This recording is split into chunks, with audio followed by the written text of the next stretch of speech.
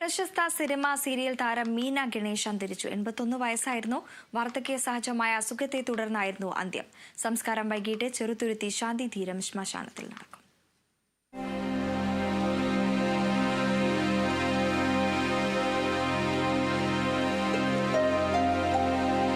നിരവധി ശ്രദ്ധേയമായ കഥാപാത്രങ്ങളിലൂടെ പ്രേക്ഷക മനസ്സിലിടം പിടിച്ച താരമാണ് മീന ഗണേഷ്.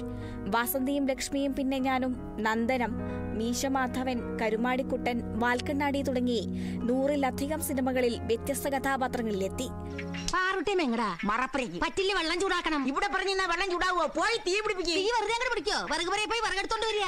വിറകെടുത്തു വിചാരിക്കുക. പോയി വെള്ളം കോരിക്കേ. വെള്ളം കോരിയെന്നങ്ങോട്ട് വിചാരിക്കുക. ചെമ്പെടുത്ത് കിണറ്റിക്കരയ്ക്ക് നടന്നോളുക. ഞാൻ പുറകിലുണ്ടെന്ന് വിചാരിക്കുക. കാർത്തിക് നടന്നോ? ഞാൻ നടന്നോന്നങ്ങോട്ട് വിചാരിക്കുക. എന്നിട്ട് മുമ്പിൽ അങ്ങോട്ട് നടന്നോളൂ.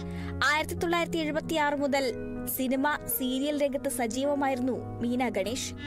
ഉളുപ്പില്ലാത്ത പ്രാന്ത പറയടാ, ഇവിടെ നിന്റെ ആണോ? ആണോന്ന് 6 മാസം പ്രാന്തൻ ചെയ്യില്ലേ, പിന്നെ 6 മാസം ഈ കരിക്കുഴിയില്.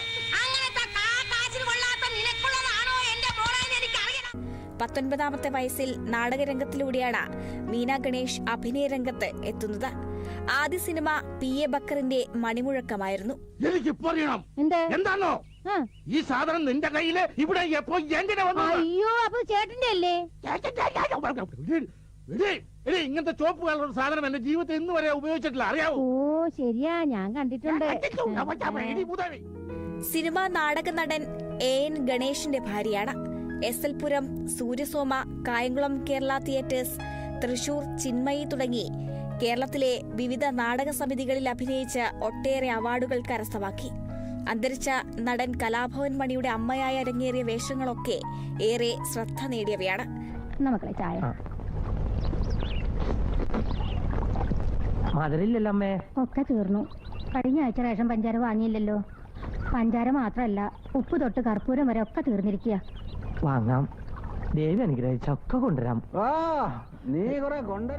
മസ്തിഷ്കാഘാതം സംഭവിച്ചതിനെ തുടർന്ന് കഴിഞ്ഞ 5 ദിവസമായി ഷൊർണൂരിലെ ആശുപത്രിയിൽ ചികിത്സയിലായിരുന്നു. News desk, Kerala vision news.